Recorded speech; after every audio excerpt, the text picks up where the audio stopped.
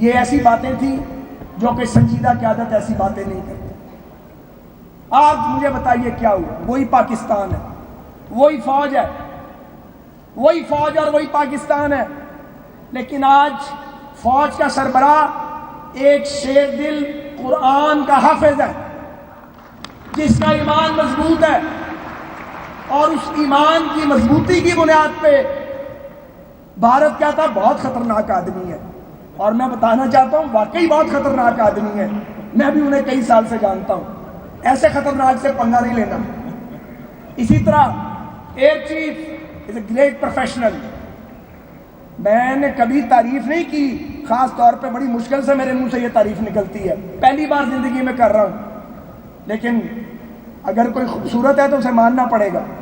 تو جو air chief ہے وہ ایک گریٹ پروفیشنل ہے، اور کچھ جو مجھے انفارمیشن ہے، میں وزیر رہا ہوں اس ملک میں 3-4 بار، کہ پاکستان ایئر فورس الحمدللہ آئی ٹی پہ ان کی بڑی کمانڈ ہے، اور ان کو معلوم تھا افواج پاکستان کو کہ ایک دن یہ امتحان آنا ہے، اور اس امتحان میں ہم نے خود بھی سرخرو ہونا ہے اور پاکستان کو بھی سرخرو کرنا ہے۔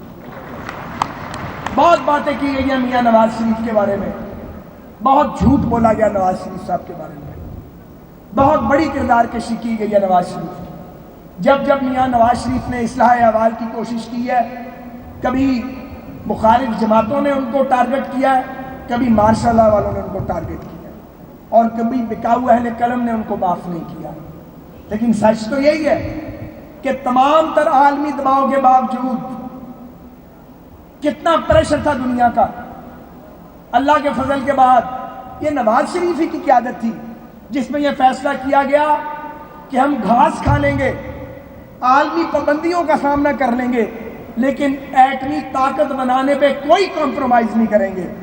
اور آج اگر دشمن آپ سے خوف زدہ ہے، اگر آج عالمی طاقتیں کہتی ہیں نہیں ایٹمی لڑائی ہو جائے گی، کہہ رہے ہیں نا بھائی صاحب جو آج کل بظاہر ہم سے بڑا پیار کر رہے ہیں کہ جی وہ ایٹمی جنگ ہو جانی تھی، چند گھنٹے پہلے کہہ رہے تھے تسی جانو تو تہاڈا کام جانے، آپس ہی نبڑ لو، ساڈا کی لینا دینا۔ چند گھنٹے بعد لینا دینا بھی تھا، اور پوری رات وہ لوگ سفارتکاری کر رہے تھے۔ کیوں؟ اس لیے کہ الحمدللہ آپ ایٹمی طاقت ہے۔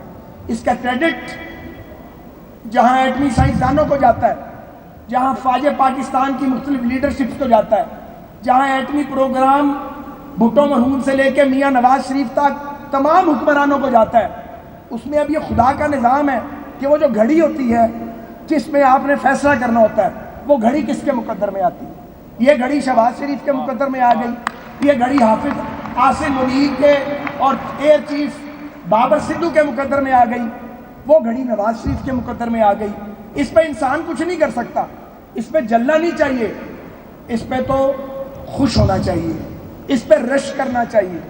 اگر آپ رش کرنا شروع کر دیں تو کبھی کوئی اچھی گھڑی آپ کی قسمت میں بھی آ سکتی ہے۔ میرے عزیزو، مجھے آخر میں یہ کہنا ہے کہ یہ جنگ شروع ہوئی ہے، ختم نہیں ہوئی۔ ایک ایک بچے کو، ایک ایک فرد کو، ہر پارٹی کے لیڈر کو، ہر فوجی افسر کو، فوجی جوان کو، سول سرونٹ کو، پاکستان کے تمام اداروں میں کام کرنے والے ہر پاکستانی کو یہ پتہ ہونا چاہیے۔ کیوں؟ اس لیے کہ جو آپ کی پوشیدہ قوت تھی اس کا اظہار ہو گیا۔ اس اظہار نے بہت ساری قوتوں کو بے چین کر دیا ہوگا، نئے جال بنے جا رہے ہوں گے، اگلے مرحلے کا کھیل شروع ہو چکا ہوگا۔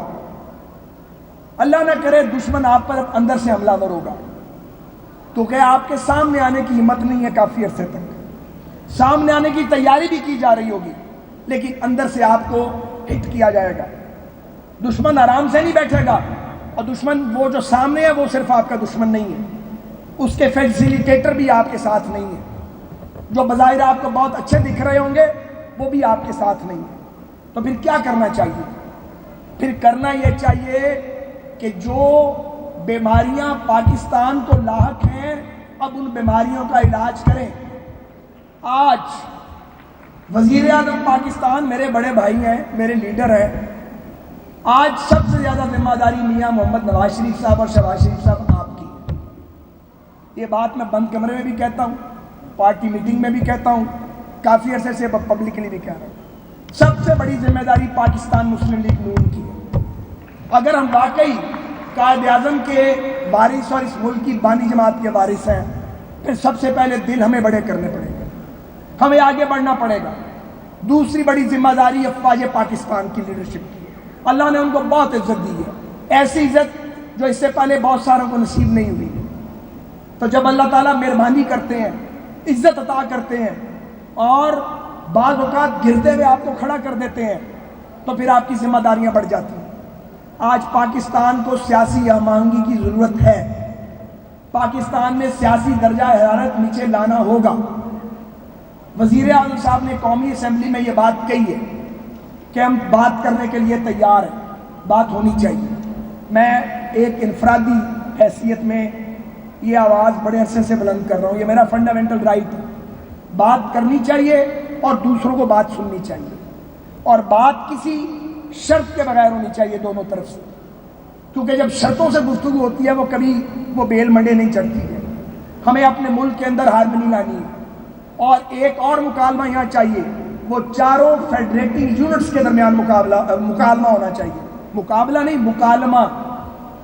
سندھ، کے پی کے، پنجاب اور بلوچستان، تاکہ یہ منترا بھی ختم ہونا چاہیے کہ پنجاب کھا گیا، پنجاب کھا گیا۔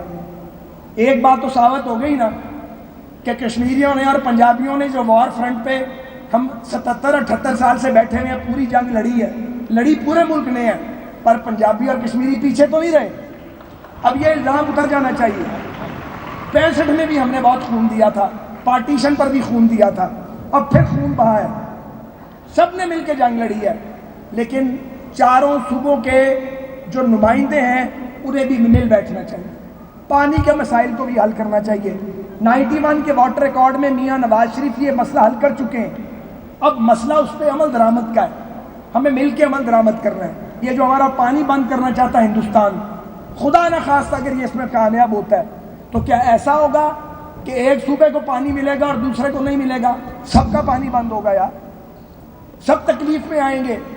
تو میں یہ کہنا چاہ رہا ہوں کہ اب وقت آ گیا ہے کہ سیاسی مفاہمت کی طرف بڑھا جائے، اب وقت آ گیا ہے کہ جنہوں نے ہتھیار اٹھائے ہوئے ہیں ان کے ساتھ وداؤٹ ایف اینڈ بٹ پوری قوم مل کے لڑے اور اپنی فورسز کے ساتھ کھڑی ہو جائے۔ جو بم چلاتے ہیں، جو ریلوں کے اپنا جعفر ایکسپریس پہ حملے کرتے ہیں، جو ہماری ریاستی املاک کو تباہ کرتے ہیں، جو معصوم شہریوں پہ بم چلاتے ہیں، ان کو فرنٹ فٹ کے ساتھ ان سے لڑنا، پوری قوم مل کے لڑے اپنی فوج کے ساتھ۔ اور جو ناراض عناصر ہیں، جن کی بات میں کڑواہٹ ہے، ان کی کڑواہٹ کو برداشت کریں، ان سے بات چیت کریں۔ ہر وہ شخص جو آئین پاکستان کو مانتا ہے، جو سبز ہلالی پرچم کے نیچے انتخابی عمل میں حصہ لیتا ہے، آ کے وہ بات غلط کر رہا ہے یا ٹھیک کر رہا ہے، بات سننی چاہیے، اپنی بات پہنچائیں، اگلے کی بات سنیں۔ دشمن کے اگلے حملے سے پہلے ہمیں پاکستان میں اپنے ہاؤس کو ان آرڈر کرنا چاہیے، پاکستان پائندہ۔